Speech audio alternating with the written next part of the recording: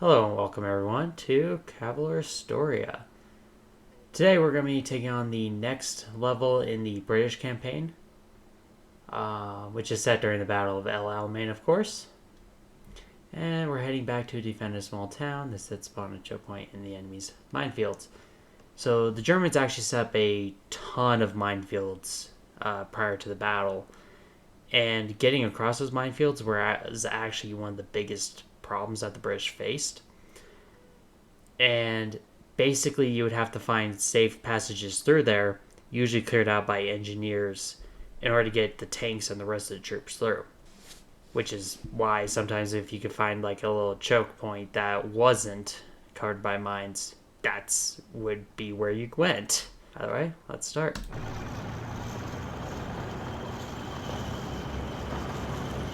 The crowd's already here. It's gonna be close. Up, we got the bread.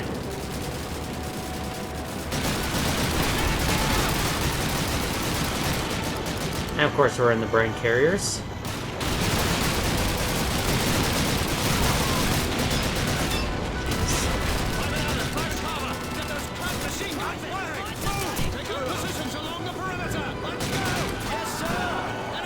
Alright, let's go in.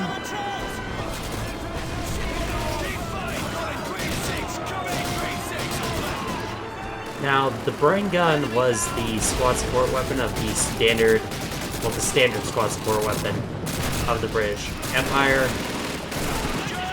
And typically you would have one Bren per squad that would form a small machine gun team that would have 3 men, a gunner, an ammo bearer, and an assistant gunner. And their job was to provide overall fire support for the rest of the squad, namely the maneuver element. Now, I would actually make a serious argument that the brain gun is one of the best guns of World War II, almost entirely because of one major reason. It's a very mobile weapon that you could pick up and carry and still have plenty of firepower in order to actually suppress the enemy. The MG42 is a fantastic weapon, and it's a great light machine gun, and like I said in the last episode, it actually is the standard weapon for the German army to this day, and is very much the standard that modern machine guns follow. I'm gonna die. I did not die. Although I might die still.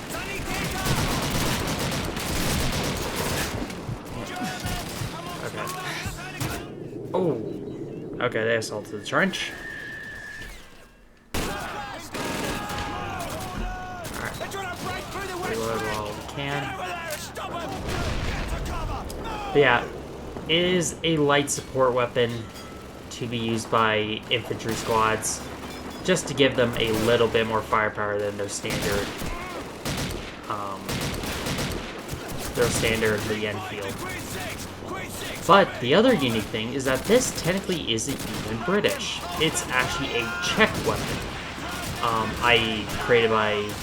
Created in Czechoslovakia, or at least the gun that this is based on was first created in Czechoslovakia, and variants of these would end up being in, well, very similar types to the brain gun, would be used in French service, in Czechoslovakian service, and of course in British service, which is what it's most famous for.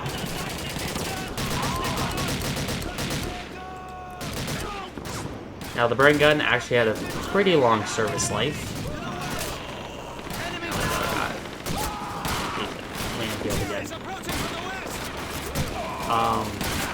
But, as I was saying, the late Bren gun was actually still technically in service into the Falklands War, which was, in the 80s.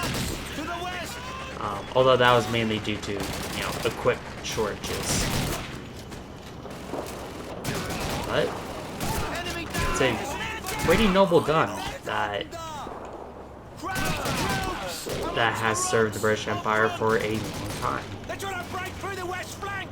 Get over there! Stop them! G5, calling Queen 6! Come in, Queen 6, over! Let's go over here. That still bothers me.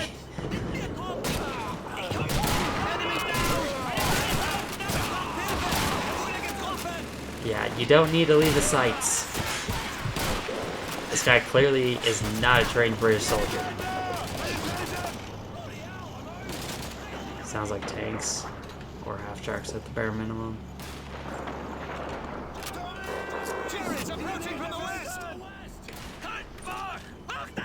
Alright, I hear them.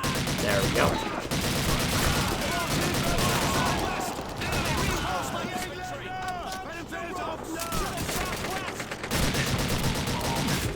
Dang it. Well, I think I hit the checkpoint, so it should... Okay, I did not have that much. Okay. Let's head over here. Start to provide covering fire from here. Now, this is another great example of just smart level design.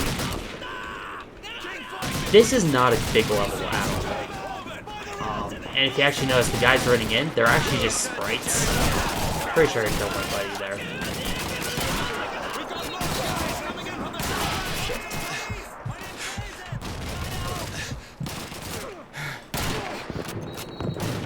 Alright, we have been overrun.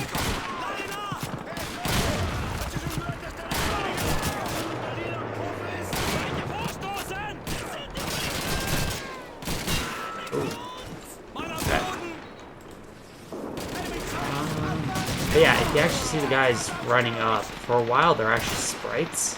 In fact, I think those are sprites.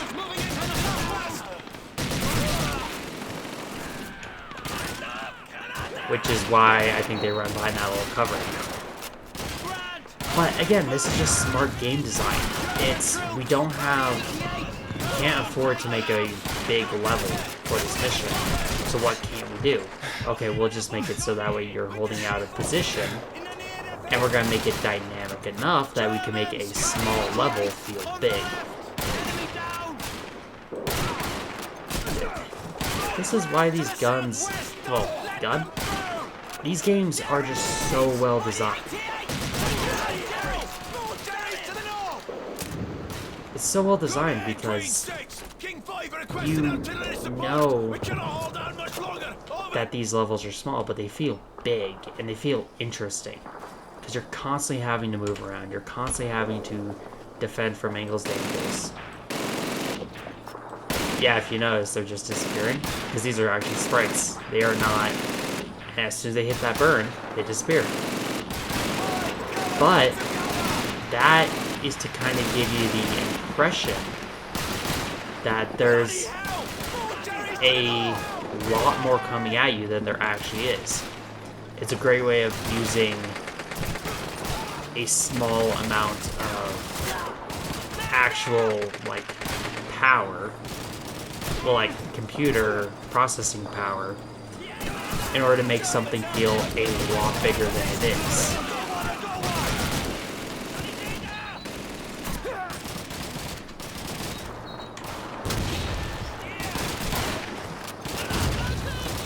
But yeah. Now, as for the historical, the only thing that I kind of wish was the fact that you used a British machine gun rather than a German machine gun. That's the only thing I really wish. But, you know, MG42s are always welcomed.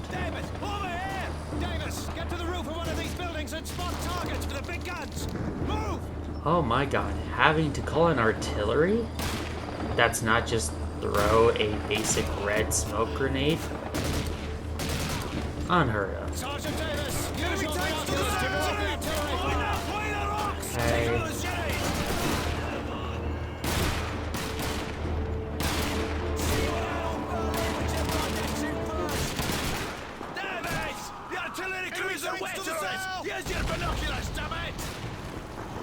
Oh, it's F. I thought it was click for a second. Mission TRP. 5, 5, 1, over. Jerry's! South of our position!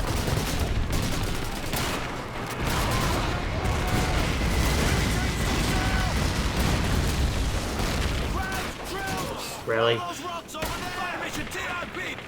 2, 8, 4, over.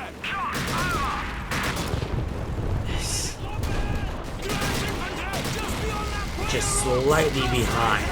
Obviously will not work. Now these are, again, Panzers 2s, and I still don't think they should be here.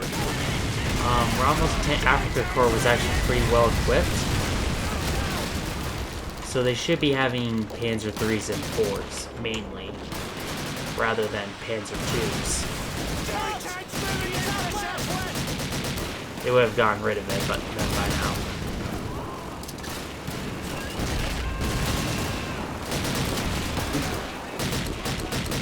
Shot at the guy. Hit the wrong button. Fire mission TRP. 4, 6, 8, over.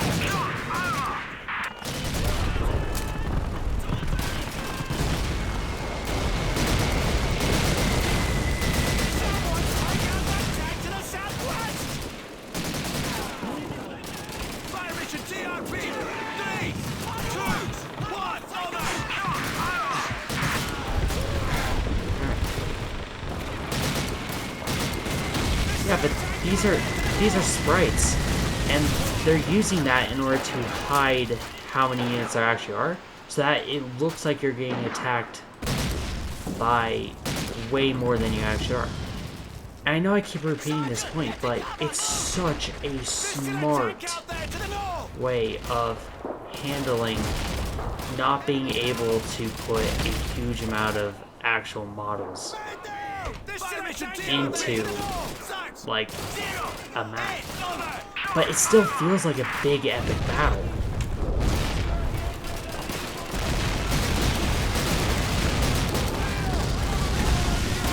Okay, let's put that one on.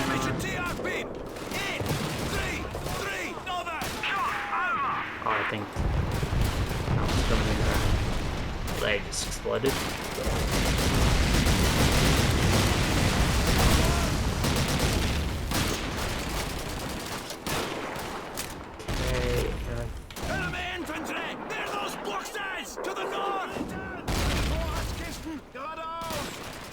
Where's the next tank? Oh, it's right there. Dang it.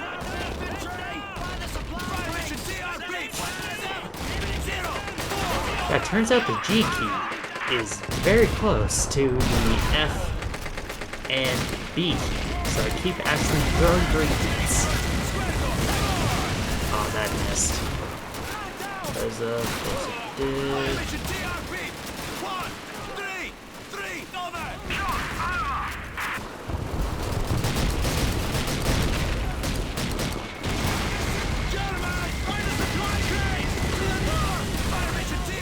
Now, there is a myth that the Bren gun was way too accurate to actually be a support weapon.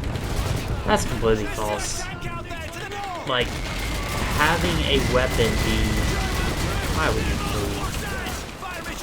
Having a weapon that's too accurate is never a problem. And the thing about it is, if you need to put a spread... Let me show you what you can do if you need to put a spread. You could just move the gun yourself when you're firing. Like, you don't need it to be, like, inaccurate to create a spread. You could just create a spread manually. Brad's cheering. Gregor's cheering. I'll have to cheer a little bit. But there was actually... Bren guns were kind of famous for being an accurate gun. So a lot of guys would just use these as like semi-marksman rifle. They were not that accurate at all. It was a misconception that they were that accurate in the first place. Now, that was actually a fairly short mission, so I think I might record the next mission. Might as well do it while we're here. We've been called upon to secure the gaps in our almost 30-mile-long anti-tank minefield, the Devil's Garden. And the blokes in 10th Corps made the first breaches a few hours ago, so it's up to secure these corridors so the rest of the armor can pass through safely. Yep. Also, this is 7th Armored, more commonly known as the Desert Rats. Operation Supercharge, which was the actual official name of it. Split into groups of 6 per tank. Come on, boys. Oh, it's this mission. Let's go. Stay with the tanks. With actual tank tactics. If you don't stick with the tank, you're probably going to die. Which is a good thing. You should be willing to limit. You should be able to punish players who don't stick with tanks and try to be heroes. Come on, buddy. Come on, you're a Crusader tank. You should be able to push up. Davis, let's chase those crabs through this tunnel. We'll meet up at the tanks on the other side. Wow, thanks, Cannonball. There's a German in here with a bunch of soldiers rushing in. Let's fire.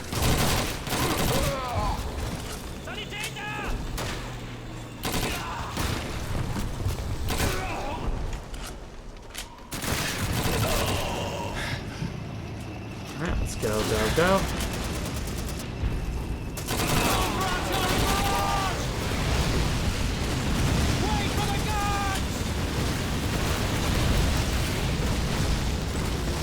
Hide in here.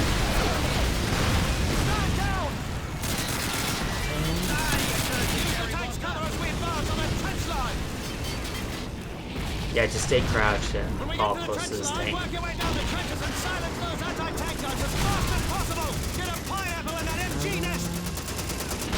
Pineapple.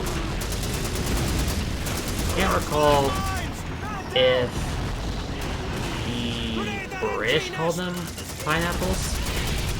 I know for a fact the Americans did. I don't think the British did, although I'm not entirely sure about like British slang when it comes to like in combat. Especially considering I don't think they should be using American grenades. They should be using those bombs. Actually, that's a great question. I need to throw a grenade. Follow me. Yep, they are using the correct grenade. Obviously, you can only tell that for a second, but you can tell by the color and the fact that it's slightly more. This guy. Nice job. But you could tell because it's a slightly duller color and I guess stubbier or slightly smaller than a American pineapple grenade. It's more rounder, I think I should say.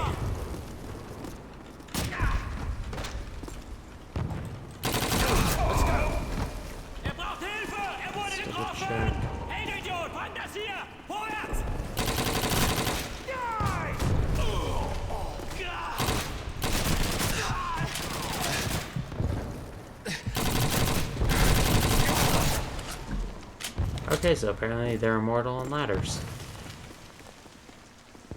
You scared the absolute shit out of me. Thanks, Bryce. Always saving my life.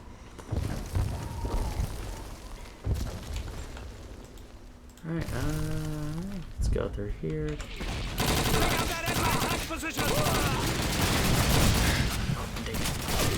Ah!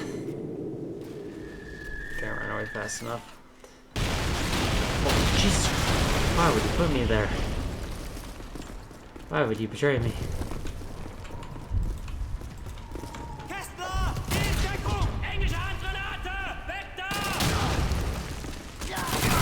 Now, if you notice what I just threw was the German stick grenade. So the stick grenade, obviously, they're a lot bigger. Like, they're longer than a normal grenade, so you can't actually carry as many of them as a normal like round hand grenade that the US or the Mills bomb that the British would carry. But the advantage of that is that a stick grenade actually allows you to throw a little bit further because you have more leverage. Which is why the Germans did it. Also, it doesn't roll back down hills. And the reason why the US grenade is shaped the way it is because of baseball, actually. Most Americans knew how to throw a baseball, so you would just make the grenade as close to a baseball as you can, and just to make it easier to train. The British, I think it's a similar thing with like with rounders, so that's why their grenades are shaped in that particular way as well.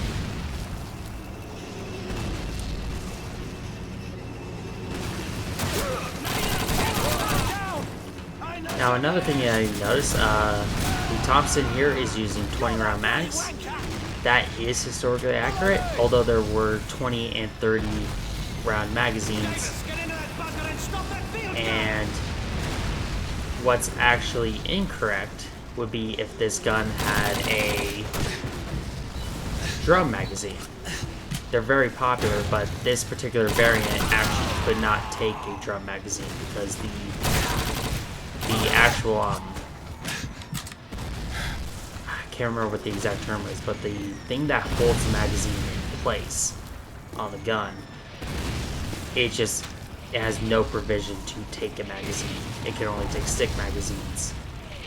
The earlier variants could take a drum magazine, but the simplified M1 version, which is this gun, they could not take a drum. Or, I think I said that the previous versions could take a stick. They can't take a stick and drums. Versus this variant can only take sticks, it cannot take guns. No, drums. Let's take that guy out.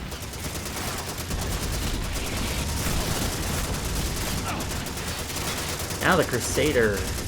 This was basically a light cavalry tank, or at least that's how the British used it.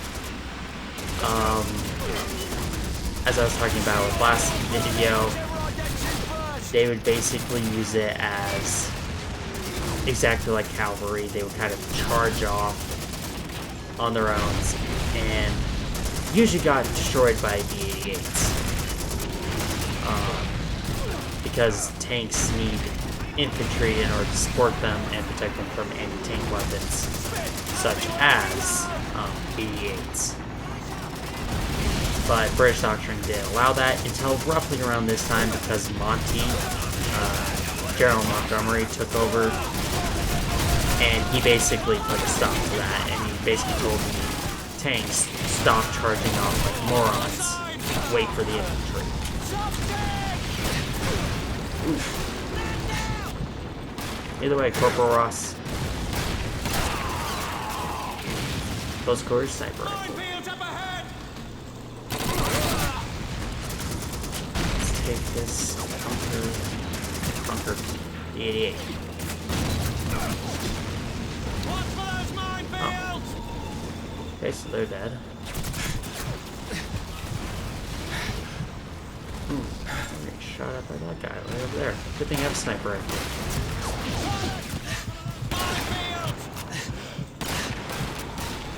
I think I missed both of those shots.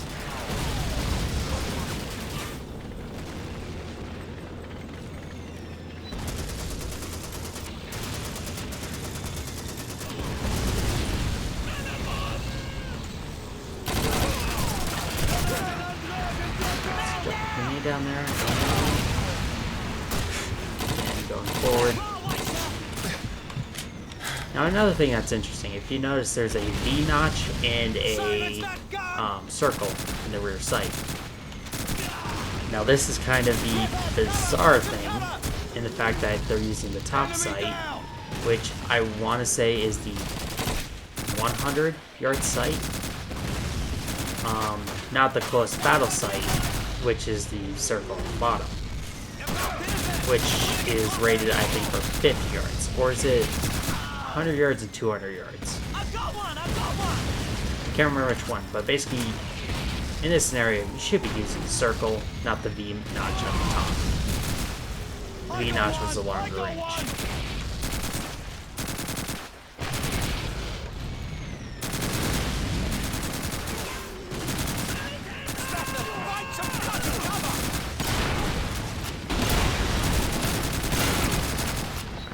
Go.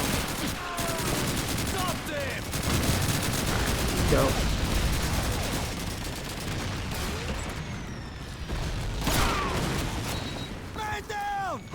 Let's just ignore that.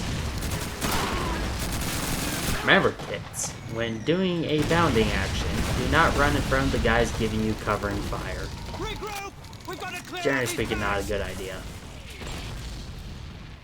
Boil.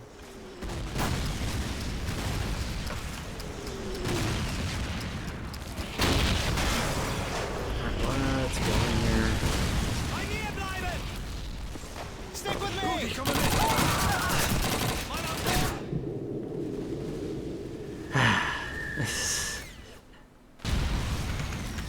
Oh, we have to wait for that. We have to wait for this to blow up again.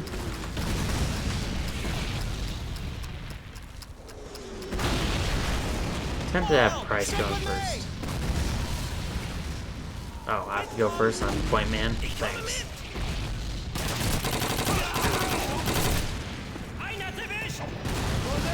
Chuck some grenades in. Okay, I think they threw one of the grenades back. Regroup! We've got to clear out these barracks! Alright, let's take cover here.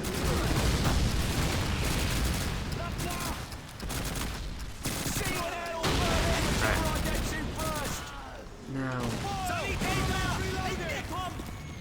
Stick with me!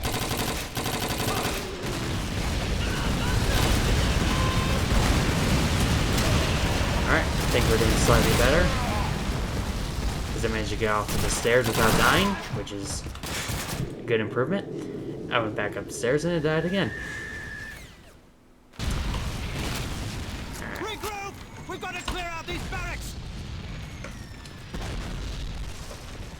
Now, the Thompson was not actually particularly liked by a lot of troops in a certain way. When firing this weapon, a lot of soldiers really love this weapon, obviously, because it provided a blistering rate of fire, one of the highest fire rates of a submachine gun in World War II.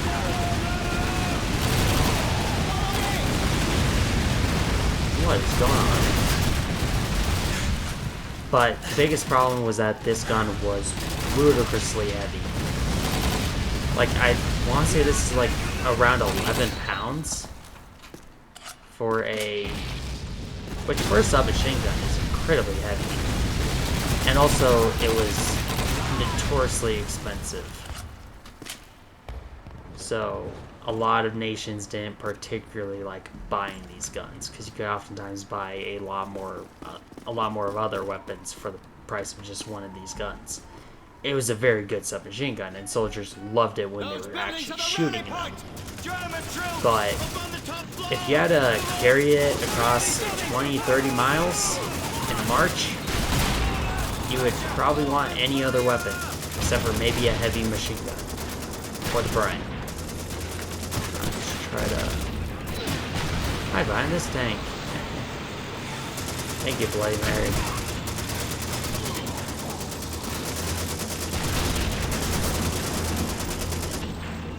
Alright, I'm just gonna use them as cover in order to get into this trench.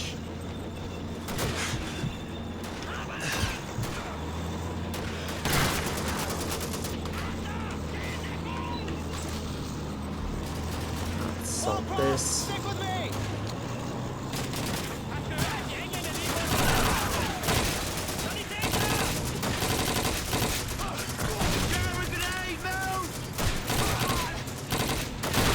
God. Looks like we got an entire squad up there.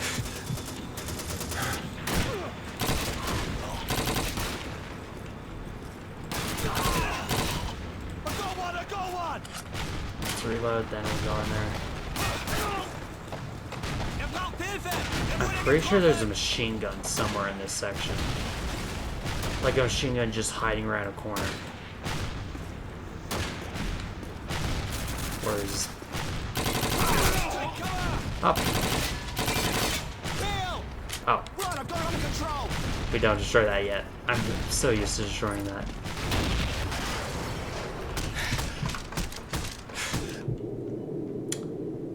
Okay. That was dumb. I kept missing. After restart. Nail a grenade. I'm grabbing the whole thing.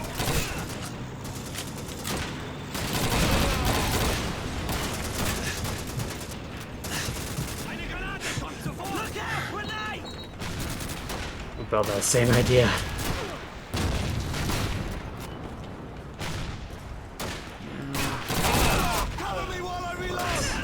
Assault from behind. Sergeant Davis, check through these buildings for a wireless, then radio HQ and tell Monty's boys that we've secured the rally point. How would they know my name is Sergeant Davis? Well done, boys. You've just taught Rommel a lesson. Shouldn't really be saying your name over radio. But with that, we are actually done. Alright, that should be enough. Alright, well, this is Cavalier Astoria, and thank you for watching. If you did enjoy, I would much appreciate if you hit that like button and that subscribe button for more Call of Duty / just talking about history while playing historical games. Thank you for watching, and goodbye.